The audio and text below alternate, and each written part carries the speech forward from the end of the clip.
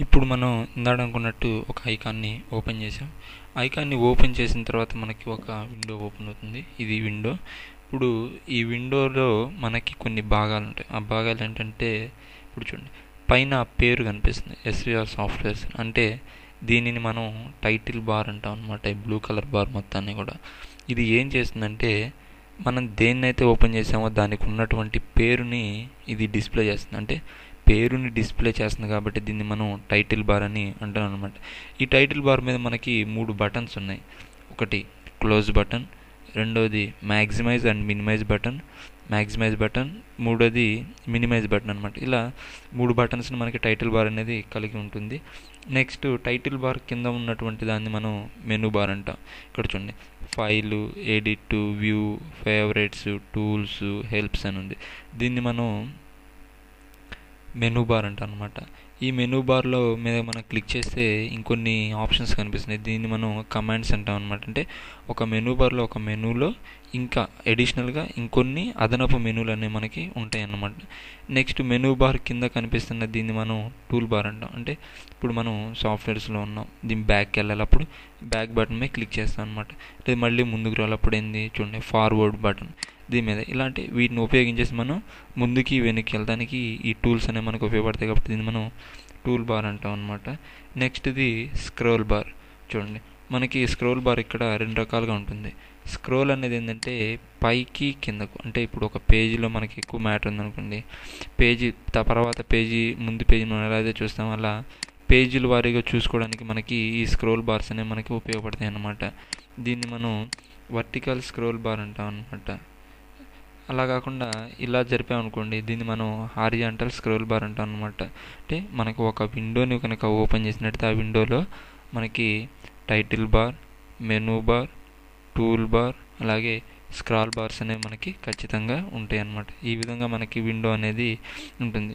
విండోతో పనిచేయడం చూడండి, ఇప్పుడు మనం విండోని ఓపెన్ చేసాం. ఓపెన్ చేసిన విండో అయింది మనకి స్క్రీన్లో కొంత భాగానికి వచ్చింది, అవునా? అలా కాదు, ఈ డెస్క్టాప్ కూడా మనకు కనిపించకుండా పూర్తిగా ఈ విండోనే కనిపించాలనుకోండి, చూడండి టైటిల్ బార్లో ఉన్నటువంటి 3 బటన్స్లో మధ్యలో బటన్ని మనం మ్యాక్సిమైజ్ అంటాం. దాని మీద కనుక మనం మౌస్ యొక్క లెఫ్ట్ బటన్తో క్లిక్ చేస్తే స్క్రీన్ మొత్తానికి అదే కనిపిస్తుంది అనమాట. లేదు ఇందాకట్లాగా ఇది చిన్నది కావాలి, మళ్ళీ అప్పుడేంది సేమ్ బటన్ కాడికి మనం ఇందాకట్లాగా ఆ క్లోజ్ బటన్ పక్కన దాని దగ్గర తీసుకొస్తే రీస్టోర్ డన్ అనే ఆప్షన్గా మారిపోతుంది.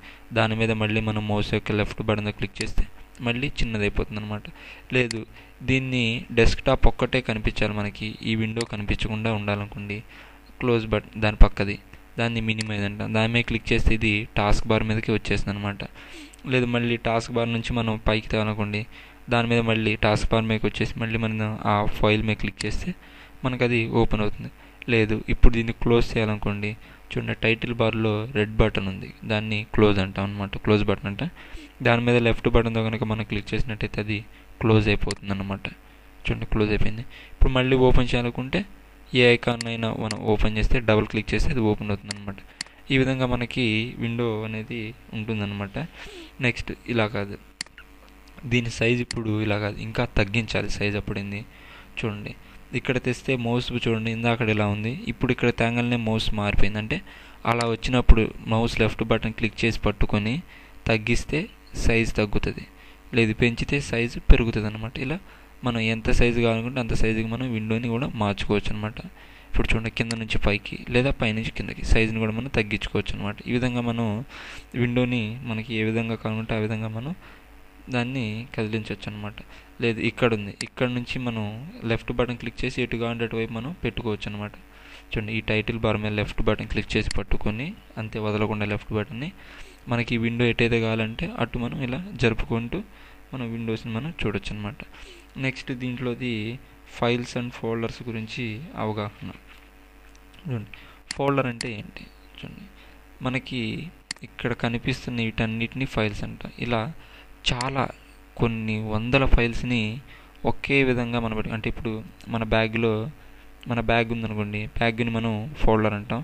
బ్యాగ్లో ఉండేటువంటి బుక్స్ మొత్తాన్ని కూడా మనం ఫైల్ అంటాం. ఎలాగంటే ఇప్పుడు ఒక ఫోల్డర్ చూడండి, ఇప్పుడు ఈ ఫోల్డర్ ఉంది, ఈ ఫోల్డర్ని కనుక మనం ఓపెన్ చేసినట్టయితే ఈ ఫోల్డర్లో చాలా ఫైల్స్ అనేవి మనకి కనిపిస్తూ ఉంటాయి అన్నమాట. చూడండి, ఫాంట్స్ అనేది ఫోల్డర్.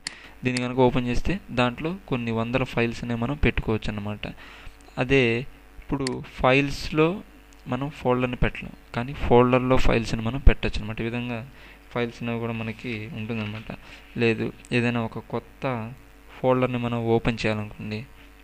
చూడండి, ఇప్పుడు ఫర్ ఎగ్జాంపుల్ డి డ్రైవ్ని ఓపెన్ చేసాం, డి కాదు ఎస్విఆర్ సాఫ్ట్వేర్స్ని ఓపెన్ చేసాం. దీంట్లో ఒక ఫోల్డర్ని మనం కొత్తగా క్రియేట్ చేయాలి. అప్పుడైంది, ఫైల్ అనే ఆప్షన్ మీద క్లిక్ చేసి న్యూలోకి వచ్చేస్తే ఫోల్డర్ అనేది వచ్చేస్తుంది. చూడండి, న్యూ ఫోల్డర్ 2 ఉంది. దీనికి బ్లూ కలర్లో ఉన్నప్పుడే మనం దాని పేరును మనం టైప్ చేయొచ్చు అనమాట. ఫోల్డర్ పేరు రూట్ అనుకుందాం, ROOT. చూడండి, రూట్ అని పెట్టాం, ఎంటర్ చెప్తే ఆ ఫోల్డర్ మళ్ళీ ఓపెన్ అవుతుంది. Folder empty. ఇప్పుడు ఈ రూట్ అనే ఫోల్డర్లో మనం ఎన్ని ఫైల్స్ కావాలనుకుంటే అన్ని ఫైల్స్ మనం క్రియేట్ చేసుకోవచ్చు అనమాట. ఈ విధంగా మనకి ఫోల్డర్స్ అనేవి మనకి ఉంటాయి అన్నమాట. సరే, యాక్సెసరీస్. చూడండి, మనం ఏదైనా ఒక ప్రోగ్రామ్ని బిగించేద్దాం. ఫర్ ఎగ్జాంపుల్ మన దాంట్లో క్యాలిక్యులేటర్ని ఓపెన్ చేయాలి. క్యాలిక్యులేటర్ని ఏ విధంగా ఓపెన్ చేయాలి, దాంతో ఏ విధంగా మనం పనిచేస్తాం అనేది మనం చూడాలనుకుంటే ఫస్ట్ స్టార్ట్. ఎందుకని స్టార్ట్ అంటున్నాం అంటే మన సిస్టంలో ఉన్న ప్రతి సాఫ్ట్వేర్ కూడా స్టార్ట్ మెనూలో ఉంటుంది కాబట్టి స్టార్ట్ మెనూ మీద క్లిక్ చేసినాక ఆల్ ప్రోగ్రామ్స్. ఈ ఆల్ ప్రోగ్రామ్స్లో మన సిస్టంలో ఉన్నటువంటి అన్ని ప్రోగ్రామ్స్ కూడా దీంట్లోనే ఉంటాయి కాబట్టి ఆల్ ప్రోగ్రామ్స్లో యాక్సెసరీస్. ఈ యాక్సెసరీస్లో ఉన్నవన్నీ ఏంటంటే ఆటోమేటిక్గా సిస్టమ్ సాఫ్ట్వేర్ ఇన్స్టాల్ చేస్తే వచ్చేస్తాయి అనమాట. దీంట్లో ఇప్పుడు మనకి క్యాలిక్యులేటర్ని ఓపెన్ చేయాలి. అప్పుడైంది, చూడండి, క్యాలిక్యులేటర్ అనే ఆప్షన్ ఉంది కదా, దాని మీద లెఫ్ట్ బటన్ కనుక మనం క్లిక్ చేసినట్టయితే మనకి క్యాలిక్యులేటర్ అన్నది ఓపెన్ అవుతుందన్నమాట. దీని ద్వారా మనం క్యాలిక్యులేషన్స్ అన్నీ కూడా మనం చేయొచ్చు అనమాట. చూడండి, మళ్ళీ చెప్తున్నా, క్యాలిక్యులేటర్ని ఎలా ఓపెన్ చేయాలో. ఫస్ట్ స్టార్ట్ మీద లెఫ్ట్ బటన్తో క్లిక్ చేయాలి.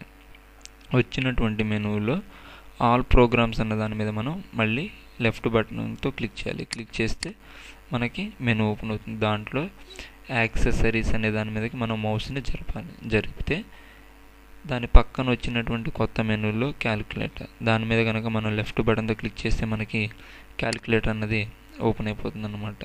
దీంట్లో మనం క్యాలిక్యులేషన్స్ అనేవి చేసుకోవచ్చు. 5 + 5 ఎంత 10. చూడండి, ఇలా మనం క్యాలిక్యులేషన్స్ అనేవి కూడా మనం చేసుకోవచ్చు అనమాట.